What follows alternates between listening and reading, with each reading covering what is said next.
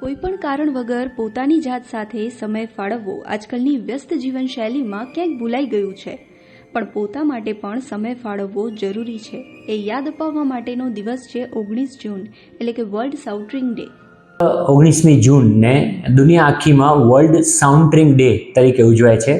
સાઉન્ડરિંગ શબ્દનો એક અર્થ એવો થાય છે કે તમે એક એવી જગ્યાએ જાઓ છો કે જ્યાં તમે કંઈ જ નથી કરતા અથવા તમે સ્થિત પ્રજ્ઞ જેવી સ્થિતિમાં શાંતિથી સ્થિર તમે બેસો છો।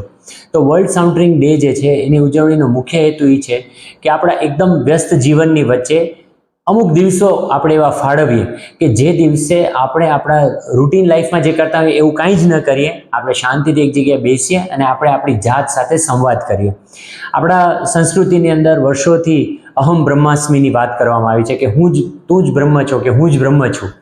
તો આપણે આપણી જાતને, આપણી અંદર બેઠેલા બ્રહ્મ તત્વને જો આપણે ઓળખવું હશે તો સૌથી પહેલો એનો નિયમ હશે કે આપણે બહારના દરેક પ્રકારના વાતાવરણથી દૂર જવું પડશે, અને એ દૂર જવાનો દિવસ એટલે સાઉન્ડરિંગ ડે। એક એવો દિવસ કે જ્યારે આપણે કોઈ પણ પ્રવૃત્તિ ન કરતા આપણે આપણી જાત સાથે રહીએ છીએ, આપણી જાતને ઓળખવાની કોશિશ કરીએ છીએ, અને એવું કરવા માટેનો સૌથી સરળ રસ્તો એ હોઈ શકે કે આપણે પ્રકૃતિ સાથે કનેક્ટ થઈએ। તો સાઉન્ડરિંગ ડેના દિવસે એવું પણ એક વિકલ્પ આપવામાં આવે છે કે તમે કોઈ એવા સ્થળે જાઓ જ્યાં પ્રકૃતિથી ભરપૂર સૌંદર્ય હોય અને એવી શાંત એકાંત જગ્યાએ જઈને તમે બેસો અને તમારી જાત સાથે રહો।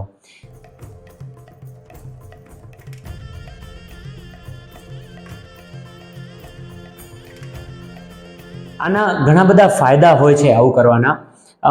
સૌથી મહત્વનો ફાયદો કે આજકાલ આપણે જોઈએ છીએ કે એન્ઝાયટી, ડિપ્રેશન, સ્ટ્રેસ આ શબ્દો આપણે છાસવારે જોતા હોઈએ છીએ આપણી આસપાસ। તો એવા સમયે આ સ્ટ્રેસ ને ડિપ્રેશનથી દૂર રહેવા માટે પણ વ્યક્તિએ આ પ્રકારની એકલતાનો અનુભવ કરવો બહુ જરૂરી છે। ઇન્ટરનેશનલ સાઉન્ડરિંગ ડેનો એક મહત્વનો ફાયદો એ રહે છે કે આજકાલ આપણે ઘણા બધા મનોવૈજ્ઞાનિક ચેલેન્જીસ આપણી સામે આવતા હોય છે। તો એ ચેલેન્જીસથી પાર પડવા માટે પણ વ્યક્તિએ ક્યારેક છે ને એકલતાનો અનુભવ અથવા એકલા રહીને પોતાના મન સાથે સંવાદ કરવો જોઈએ। મનને જો આનામાં આરામ મળી શકે સારી રીતે તો એ મનને મળેલો આરામ જે છે એ એની જીવનની સફળતા ઉપર પણ આધાર રાખે છે। એટલે એ દિવસે યોગ્ય નિંદર લેવાય, એ દિવસે વ્યક્તિ પ્રાણાયામ કરી શકે, ધ્યાન કરી શકે, કોઈ સારી જગ્યાએ બેસીને માત્ર પ્રકૃતિનો આનંદ લઈ શકે અને એના દ્વારા પોતાની જે સ્ટ્રેસ લેવલ કે એન્ઝાયટી લેવલ છે એને ઓછું કરી શકે, અને જેના દ્વારા એનું મનોસ્વાસ્થ્ય જે છે એ સારું રહી શકે છે। તો આજના વર્લ્ડ સાઉન્ડરિંગ ડે નિમિત્તે આવા ઘણા બધા સાઉન્ડરિંગ ડે આપણે આપણા જીવનમાં ઉજવતા રહીએ, અને જેના દ્વારા આપણે આપણી જાત સાથે સંવાદ કરવાની સાથે સાથે ન માત્ર આપણું મનોસ્વાસ્થ્ય પરંતુ સામાજિક મનોસ્વાસ્થ્ય જે છે એનું બેલેન્સ કે એને જે જાળવણી આપણે કરવાની છે એ સારી રીતે આપણે કરતા રહીએ, એ હેતુથી આ ઇન્ટરનેશનલ સાઉન્ડરિંગ ડેની આપણે સૌએ સાથે મળીને ઉજવણી કરવી જોઈએ।